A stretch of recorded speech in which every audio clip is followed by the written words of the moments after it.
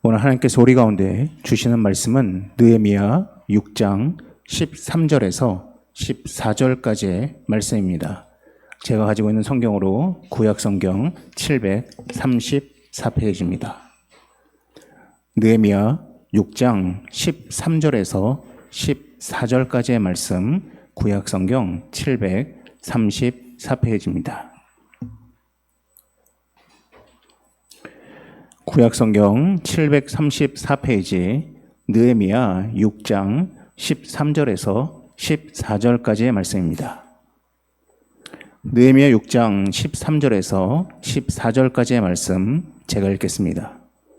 그들이 뇌물을 준 까닭은 나를 두렵게 하고 이렇게 함으로 범죄하게 하고 악한 말을 지어 나를 비방하려 함이었느니라. 내 하나님이여, 도비야와 산발락과 여선지 노아디아와 그 남은 선지자들 곧 나를 두렵게 하고자 한 자들의 소행을 기억하옵소서 하였노라. 아멘. 오늘은 두려움은 하나님의 도구가 아닙니다라는 제목으로 함께 말씀을 보도록 하겠습니다. 우리 교회에도 있는 책이지만은 마키아벨리가 쓴 군주론이라는 책에 대해서 조금은 강렬하게 또한 재미있게 읽었던 적이 있습니다. 물론 그 내용들이 옳다라는 게 아니라 참 이러한 방식으로 다스리는 지도자들도 있을 수 있겠구나라는 생각이 들었습니다. 근데 이 마키아벨리가 쓴 군주론이라는 이 책을 가지고 분석한 여러 책이 있는데 그 중에 이 군주론 인생 공부란 책이 있습니다. 특히 근래에 이런 스타트업을 창업하는 사람들이 종종 읽는 책으로 알려져 있습니다. 여기에 보면은 이 마키아벨리의 군주론을 42가지로 정리를 해놓았습니다. 이 내용도 참 재미있게 읽었었는데 이 42가지 중 세 번째 제목이 이것입니다. 두려움을 적극 이용하라라는 제목입니다.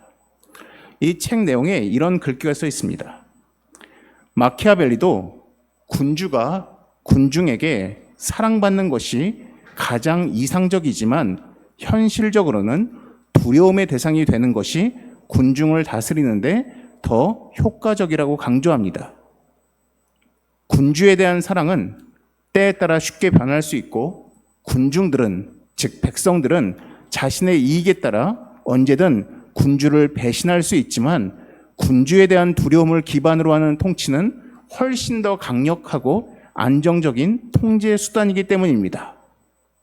그래서 마키아벨리는 군중이 사랑으로 인해서 군주에게 충성을 바치는 것보다는 두려움으로 인해 반역하지 않는 것이 군주의 생존에 더 유리하다라고 말하였습니다. 요약하면은 항상 가변적으로 쉽게 변하는 백성들을 다스리는 데 있어서 최고의 통치의 무기는 사랑이 아니라 두려움이다라고 마키아벨리가 주장했다라는 것입니다. 두려움을 통해서 백성을 통제하는 것이 가장 쉽고 강력하다라고 이야기하고 있습니다. 저는 이 글을 읽으면서 하나님과 인간의 관계, 또한 사단과 인간의 관계의 그 전략이 생각이 났습니다. 하나님은 어려운 것을 택하셨습니다. 하나님은 인간을 두려움을 사용해서 통치하지 않으십니다. 만약 두려움을 사용해서 통치하려 하였다면 성경에는 두려움에 대한 굉장히 많은 메시지가 존재해야 됩니다. 근데 성경에서 우리가 자주 보는 메시지는 두려워하지 말라라고 말씀하십니다. 하나님은 우리를 다스리는 데 있어서 두려움이 아니라 사랑을 사용하기로 결정하셨습니다. 자신의 독생자 예수 그리스도를 십자가에 내어줄 정도로 우리에 대한 그분의 사랑을 증명하셨습니다. 인간이 이기적이기에 또한 쉽게 변하기에 배신할 수도 있지만은 하나님은 우리를 사랑하기로 결정하셨습니다. 그러면서 하나님은 끊임없이 말씀하십니다. 두려워하지 말라, 놀라지 말라라고 말씀하십니다. 그에 반해 사단은 우리를 사랑하지 않습니다. 사단은 우리를 사망의 목적지에 이르게 하는 것이 그들의 소명입니다. 사단은 우리가 사망이라는 목적지에 다다르도록 하기 위해서 우리의 목줄로 사용한 것이 있습니다. 그 목줄의 이름은 두려움입니다. 사단은 지속해서 우리의 마음속 가운데 두려움이라는 것을 계속 끊임없이 던져내면서 우리로 하여금 하나님의 길이 아닌 그 사망으로 이르는 길에 가도록 우리를 유혹하고 채찍질합니다. 오늘 우리는 느헤미야 6장의 말씀을 통해서 어떻게 사단이 우리를 사망에 이르도록 우리를 유혹하는지, 그들이 쓰는 세 가지 방법에 대해서 살펴보고, 과연 지금 나의 삶에서 혹시 사단이 쓰는 방법이 있는지, 또한 나는 거기에 대해서 어떻게 반응하고 있는지 함께 말씀을 보도록 하겠습니다. 우리가 느헤미야 6장에 있는 이 말씀을 이야기하기 위해서는 약간의 배경 설명이 필요합니다. 간단히 요약하면 이렇습니다. 이스라엘 백성들이 과거에, 즉 약 120년 전에 바벨론에 의해서 멸망을 당했습니다. 그리고 그 당시 바벨론은 이스라엘 지역에 있는 굉장히 유력한 사람들을 다 바벨론 포로로 끌고 갔습니다. 그게 120년 전의 일이었습니다. 근데 그때로부터 60년이 지나서 바벨론은 멸망하고 페르시아가 제국이 되어서 다스리기 시작했습니다. 그리고 페르시아 제국은 포로로 끌려왔던 이스라엘 백성들을 다시 자신의 고국으로 돌아가도록 허락을 했습니다. 자신의 고국으로 돌아온 이스라엘 백성들은 무너진 성전을 짓기 시작하고, 또한 무너진 성벽과 성문을 재건하기 시작했습니다. 근데 이게 썩 순조롭지가 않았습니다. 왜냐? 그 주변에 있는 이방 민족들이 그 이스라엘 백성들의 재건 사업을 끊임없이 방해하고 있었습니다. 이때 이 소식을 들은 한 사람이 있었습니다. 바로 페르시아 왕궁에 있던 오늘의 주인공 느헤미야였습니다. 느헤미야는 이 페르시아 왕궁에서 술 맡은 관원장이었습니다. 술 따르는 사람이었습니다. 근데 우리가 언뜻 술 따르는 사람이라고 하면은 그 직책을 굉장히 쉽게 평가할 수 있는데, 이 술 관원은 단순히 술을 셀렉트하고 시음할 뿐만 아니라 왕과 왕비 옆에서 조언을 하는 역할을 맡았던 사람이 바로 술 관원장이었습니다. 느헤미야가 그때 왕에게 부탁을 합니다. 예루살렘의 성벽이 무너졌습니다. 내가 거기에 가서 그 일을 하고 싶습니다라고 부탁을 합니다. 결국 페르시아 왕이 이것을 허락해 줍니다. 그리고 느헤미야가 이제 예루살렘에 돌아와서 성문을, 또한 성벽을 보수하기 시작했습니다. 오늘의 배경은 여기까지이고 6장 1절이 바로 그 건축하는 과정 가운데 있는 내용을 얘기해 줍니다. 6장 1절입니다. 산발락과 도비야와 아라비아 사람 겟셈과 그 나머지 우리의 원수들이 내가 성벽을 건축하여 허물어진 틈을 남기지 아니하였담을 들었는데, 그때는 내가 아직 성문에 문짝을 달지 못한 때였더라. 여기서 네라고 하는 나의 화자는 느헤미야입니다. 지금 느헤미야가 말하고 있습니다. 느헤미야가 성벽은 이제 다 완성을 지었습니다. 이제 성문만 달면 이 성벽 보수의 모든 공사는 이제 끝이 납니다. 이제 딱 성문만 달면 이 모든 역사가 다 끝이 나는 겁니다. 근데 이 성벽 재건 사업에 초기부터 괴롭히던 세 사람이 있었습니다. 산발랏, 도비야, 겟셈입니다. 산발랏은 유대인입니다. 도비야는 암몬 사람입니다. 겟셈은 아라비아 사람입니다. 산발랏만 유대인이고 다른 두 명은 이방인이었습니다. 근데 유대인과 이방인들이 같이 합력하여서 끊임없이 이 성벽 사업을 방해했습니다. 근데 이제 성문만 달면 되는 이 마지막 때에 발악을 하기 시작합니다. 여러분 기억하셔야 됩니다. 여러분들의 삶 가운데서 어떠한 사단과 같은 또한 이러한 영적 존재가 여러분들을 괴롭게 하는 그때는 언제였냐? 여러분들이 하는 그 일이 마무리에 들 때 가장 발악하면서 여러분들을 향해서 달려드는 것입니다.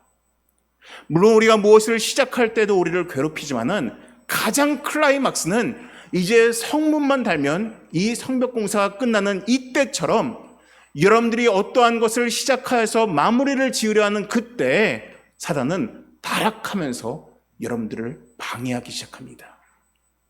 산발락과 도비야와 겟셈이 발악하기 시작합니다. 성문만 달면 끝나는 이 성벽 공사를 방해하기 시작합니다. 이 6장 말씀을 보면은 세 가지 방법으로 괴롭힙니다. 근데 여러분, 이 세 가지 방법은 여러분들도 이미 경험하였거나 혹은 앞으로 경험될 수 있는 굉장히 일상에서 벌어지기 쉬운 것들입니다. 여러분들이 언뜻 경계하지 않으면 쉽게 넘어갈 수 있는 방법으로 이들이 느헤미야를 공격하기 시작합니다. 첫 번째 방법입니다. 2절에서 4절까지의 말씀입니다. 제가 읽겠습니다. 산발락과 겟셈이 내게 사람을 보내어 이르기를 오라, 우리가 오노 평지 한 촌에서 서로 만나자 하니 실상은 나를 해하고자 함이었더라. 내가 곧 그들에게 사자를 보내어 이르기를 내가 이제 큰 역사를 하니 내려가지 못하겠노라.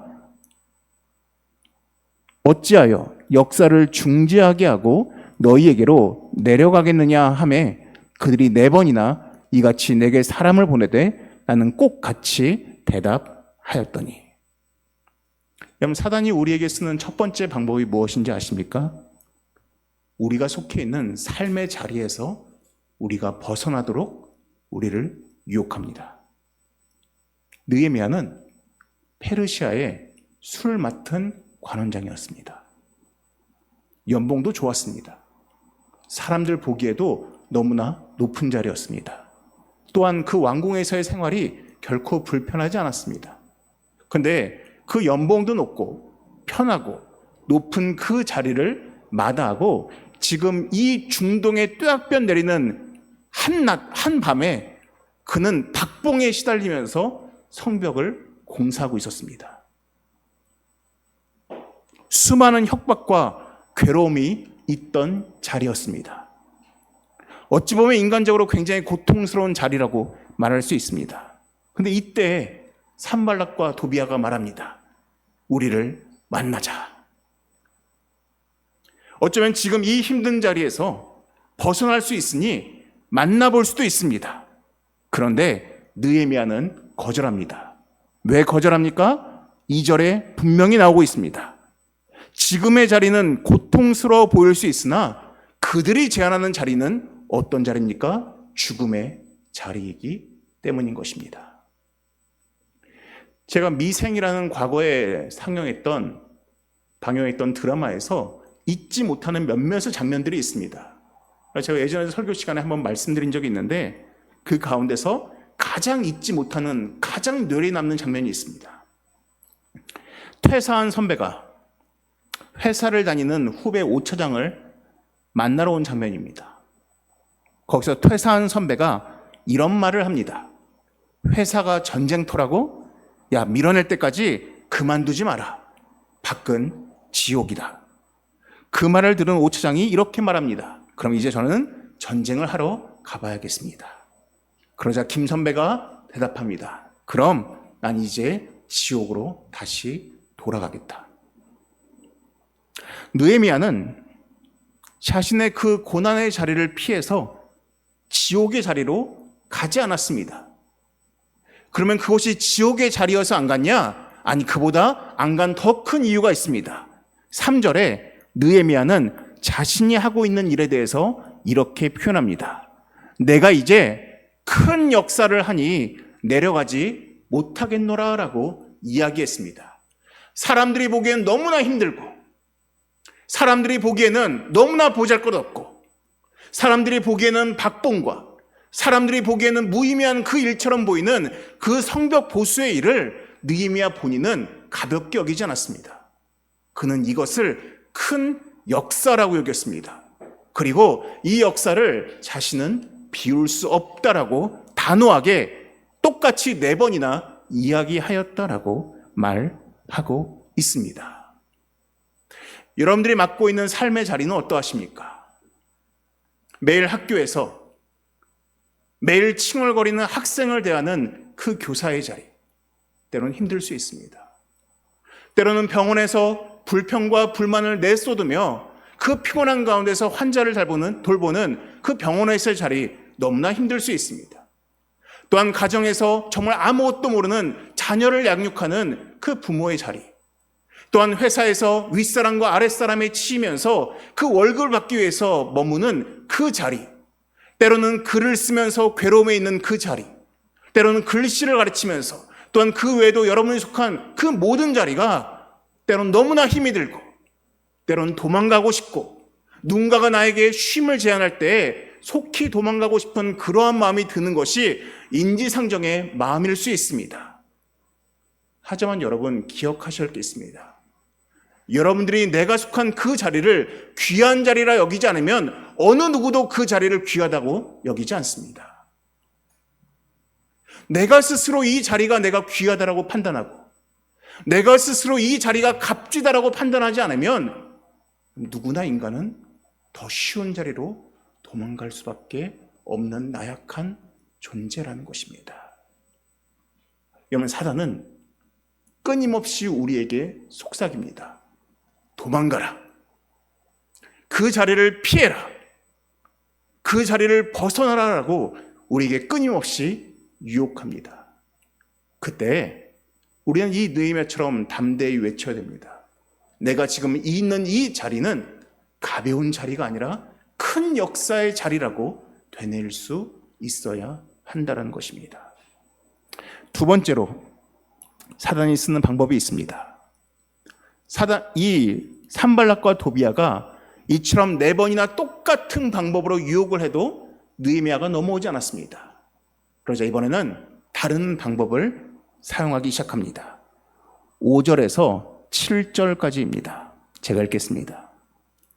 산발락이 5번째는 그 종자의 손에 봉하지 않은 편지를 들려 내게 보냈는데 그 글에 이르기를 이방 중에도 소문이 있고 가스모도 말하기를, 여기 나오는 가스모는 겟셈을 말합니다.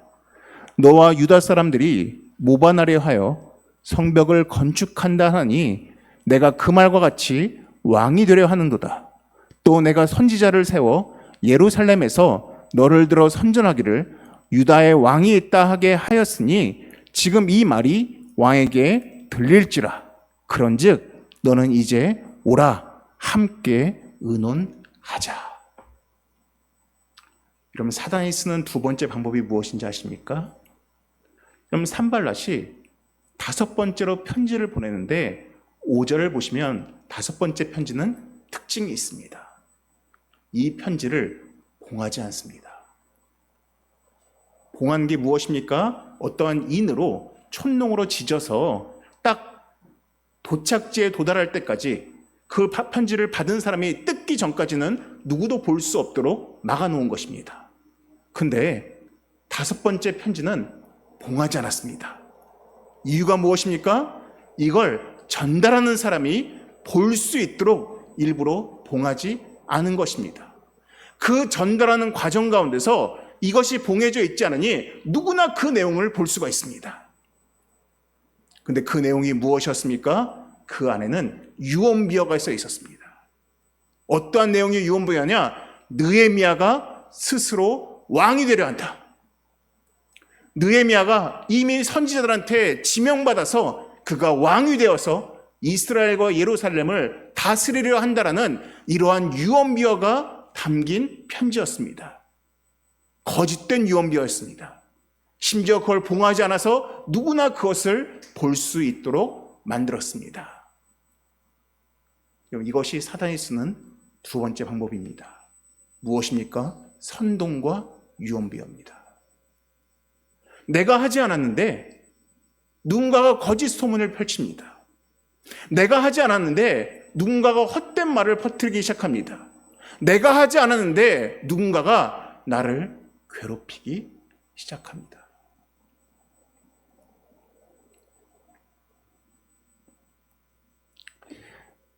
예전에 제가 한번 말씀드린 적이 있었는데, 저는 이 유언비어의 가장 큰 피해자 중 한 명입니다.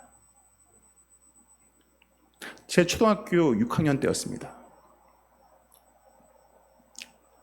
여러분들 아시겠지만 학생들이 학기 초가 되면은 장래 희망을 쓰는 칸이 있었습니다. 제가 거기다가 항상 목사라고 적어냈습니다. 근데 마침 6학년 담임 선생님이 교회 권사님이셨습니다. 그래서 가끔씩 좀 저를 이뻐하신 했던 기억이 있습니다. 그런데 어느 날 스승의 날 때였습니다. 요즘은 아예 무언가를 갖다 주는 것이 금지되어 있었는데 제가 초등학생 때는 그런 것들이 굉장히 비일비재했습니다. 근데 그 당시에 저희 어머니가 마침 저희 아버지가 비행기에서 무료로 주는 약간 그 립밤 같은 것을 그 선생님께 감사하다고 전해드렸습니다. 근데 그 다음 날이었습니다.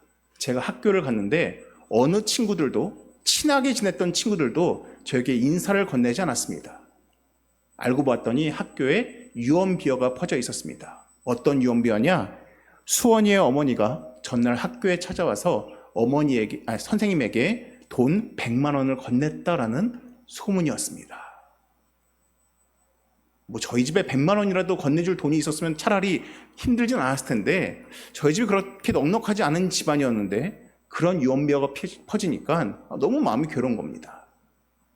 제가 그때로부터 그 당시에 존재하지도 않았던 단어 왕따를 당하기 시작했습니다. 제가 졸업할 때까지 그 당시 반 48명에게 집단적으로 괴롭힘을 당하기 시작했습니다. 제가 어느 날 6학년 2학기 때 너무 마음이 힘들어가지고 그 당시에 제가 살고 있던 아파트 15층 옥상에 올라가서 제가 떨어지고 싶은 마음에 난간에 매달렸던 적이 있습니다. 제가 삶의 자리를 벗어나고 싶은 마음이 제 안에 들어왔습니다. 제가 도저히 유언비어 때문에 제 마음이 살고 싶은 마음이 전혀 없는 것입니다. 1년 내내 괴롭힘 당하니까 너무 마음이 힘들어서 죽고 싶은 마음밖에 안 드는 것입니다. 제가 난간을 올라가서 난간 밖을 벗어나기 전에 밖을 딱 내다보니까 너무 무서운 겁니다. 그럼에도 불구하고 나 너무 살기 싫어하는 마음을 먹고 있었는데, 그 순간 제 마음속에 짤막한 음성 하나가 들렸습니다. 수원아, 살아야 한다라는 음성이 제 안에 들렸습니다. 제가 즉시로 그 자리에서 내려왔던 것 같습니다. 여러분, 느헤미야가 이 소문이 돌기 시작하고 사람들이 이걸 가지고 왈가불가할 때 얼마나 그 마음이 괴로웠겠습니까? 자기는 희생을 하고 자기는 헌신을 해서 이 어려운 자리에서 열심히 일을 하려고 큰 역사라고 여기면서 하고 있는데, 갑자기 사람들이 너 왕이 될 욕심이 아니냐, 너 선지자랑 작당한 거 아니냐라고 할 때 얼마나 그 마음이 괴로웠겠습니까? 이때 느헤미야가 했던 행동이 있습니다. 9절입니다. 8절과 9절입니다. 8절을 보시면 먼저 느헤미야가 산발랏에게 사람을 보냅니다. 그리고 이야기합니다. 나는 그런 적이 없다라고 이야기합니다. 그리고 9절입니다. 우리 9절 말씀, 6장 9절 말씀 우리 같이 함께 읽도록 하겠습니다. 6장 9절입니다. 시작. 이는 그들이 다 우리를 두렵게 하고자 하여 말하기를 그들의 손이 피곤하여 역사를 중지하고 이루지 못하리라 함이라. 이제 내 손을 힘있게 하옵소서 하였노라. 느헤미야가 말합니다. 지금 저들이 이러한 유언비어를 통해서 얻고자 하는 것은 9절에 나옵니다. 우리를 두렵게 하고 우리의 손을 피곤하게 하여서 우리가 이 삶의 자리, 이 역사의 자리를 중지하도록 만든다라고 이야기를 합니다. 그리고 느헤미야가 기도합니다. 뭐라고 기도합니까? 이제 내 손을 힘있게 하옵소서라고 하나님께 기도하고 있습니다. 느헤미야는 이 유언비어에 휘둘리지 않습니다. 자신을 두렵게 하려고 한다는 것, 또 우리의 힘을 빼앗으려고 한다는 것 알고 있었습니다. 무엇보다 우리로 하여금 이 역사의 자리, 이 삶의 자리를 벗어나게 하려고 한다는 사실을 분명히 알고 있었습니다. 그리고 여기서 끝나지 않습니다. 느헤미야는 하나님께 기도합니다. 하나님, 내 손에 힘이 있게 하옵소서라고 기도하고 있는 것입니다. 여러분, 사단이 두 번째로 사용하는 이러한 유언비어와 때로는 사람을 선동하여서 우리를 괴롭히는 이 괴롭힘은 우리를 두렵게 하는 것입니다. 우리를 소외시키게 하고 우리를 낙담시키게 하는 것입니다. 여러분, 이때 우리는 거기에 눌려서는 안 됩니다. 이 느헤미야처럼 기도로 이길 수 있어야 한다는 것입니다. 마지막, 이렇게 함에도 불구하고 통하지 않자 그들이 세 번째 방법을 사용합니다. 10절과 11절입니다. 이후에 무에다발의 손자 들라야의 아들 스메아가 두문분출하기로 내가 그 집에 가니 그가 이르기를 그들이 너를 죽이러 올 터이니 우리가 하나님의 전으로 가서 외소 안에 머물고 그 문을 닫자. 저들이 반드시 밤에 와서 너를 죽이리라 하기로 내가 이르기를 나 같은 자가 어찌 도망하며 나 같은 몸이면 누가 외소에 들어가서 생명을 보존하겠느냐. 나는 들어가지 않겠노라 하고라고 대답합니다. 10절과 11절의 내용은 배경을 좀 이해하면 더 재밌습니다. 10절에 보시면 무헤다벨의 손자 들라야의 아들 스마야가 나옵니다. 들라야는 역대상에 나오는 이름으로서 제사장입니다. 이 스마야 또한 아버지가 제사장이니 이 사람도 제사장입니다. 제사장이 어느 날 집안에 그냥 계속 머물러 있는 겁니다. 그러니 좀 제사장이 걱정됐던 느헤미야가 그 집으로 찾아갑니다. 묻습니다.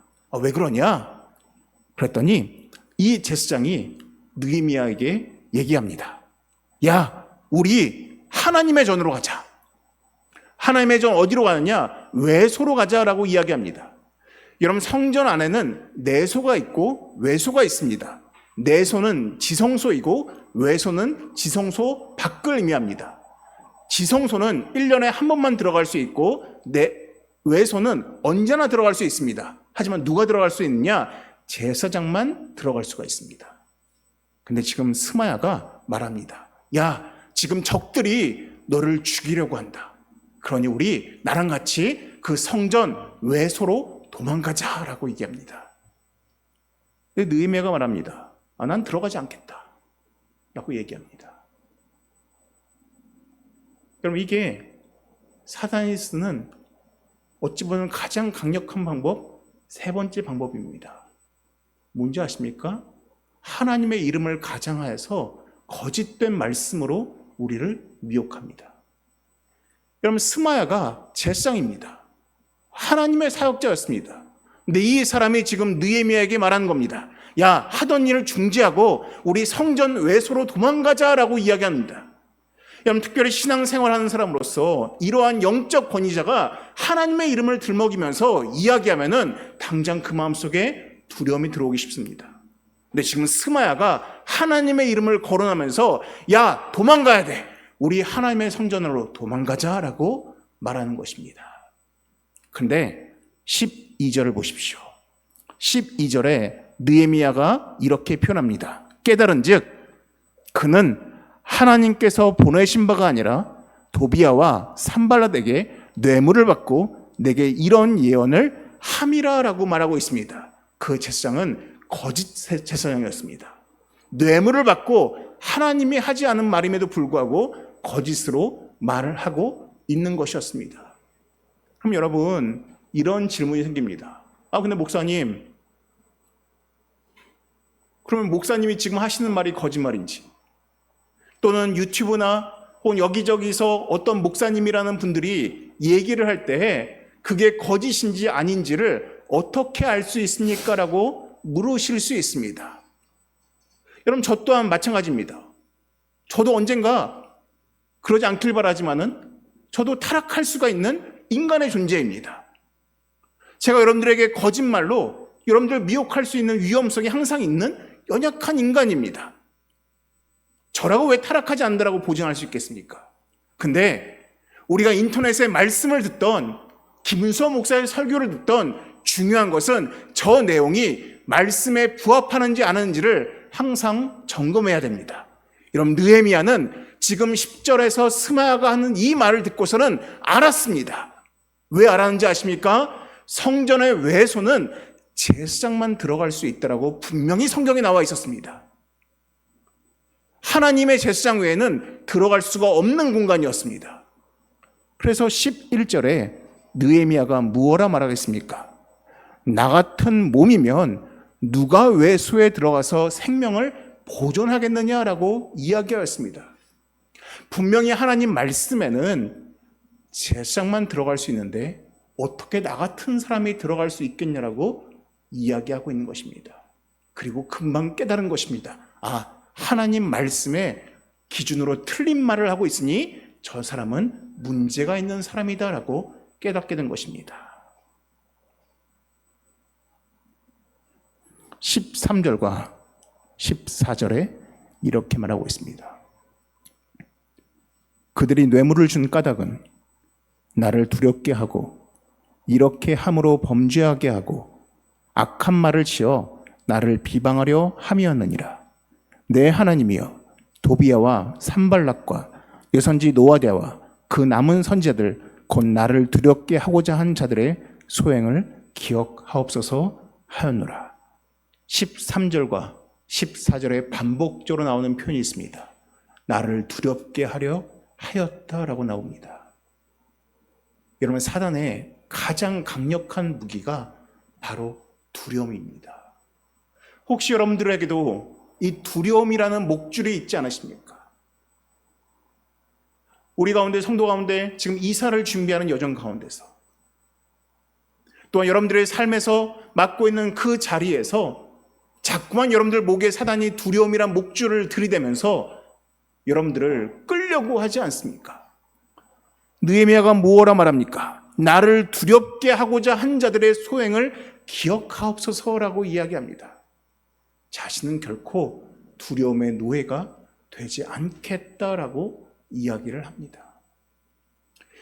여러분, 혹시 나는 신이다라는 넷플릭스의 다큐멘터리 그 고발 영상을 혹시 보신 적이 있는지 모르겠습니다. 거기에 보시면 JMS라는 그 정명석으로부터 피해를 입은 여러 사람들의 증언이 나옵니다. 그 중에 잘 알려진 사람이 그 메이플이라는 여성입니다. 이 메이플이라는 여성분이 최근에 책을 출간하면서 이제 여러 이야기들을 기자와 주고받는 장면을 본 적이 있습니다. 그때 그런 말을 합니다. 정명석이라는 사람이 그 당시 많은 대학생들에게 굉장히 무섭고 두려운 말씀으로 협박하면서 그렇지 않으면 넌 죽을 수 있다, 그렇지 않으면 버림받을 수 있다라는 메시지를 수없이 던졌다는 것입니다. 수많은 여대생들이 그 말에 두려움을 느껴서 자신의 몸과 영혼을 바쳤다라고 이야기합니다. 그런데 지금 시간이 지나서 되돌아보면은 내가 왜 그런 것에 무서워했지라는 조금은 허탈한 마음이 들 정도다라고 이야기를 한 적이 있습니다. 여러분, 이건 우리의 삶도 마찬가지입니다. 여러분, 우리는 살아가면서 매 순간 얼마나 많은 두려움을 느낍니까? 때로는 헛된 유언비어와 소문으로 인해서, 때로는 잘못된 거짓 선지자들의 말에 의해서, 때로는 내 일이 하찮다라고 여기게 만드는 그 속임을 통해서 우리가 얼마나 두려움을 느끼고 이 삶의 자리를 이탈하고 싶은 유혹을 느끼고 있습니까? 그런데 여러분, 우리가 하나님 안에 있으면 정작 시간이 지났을 때 그 모든 것들은 사실은 허상에 불과한 두려움이라는 것을 우리는 깨닫게 된다는 것입니다. 사랑하는 성도 여러분, 이제 한 주가 시작되었습니다. 이제 사단은 갖은 방법으로 여러분들의 마음을 두렵게 할 것입니다.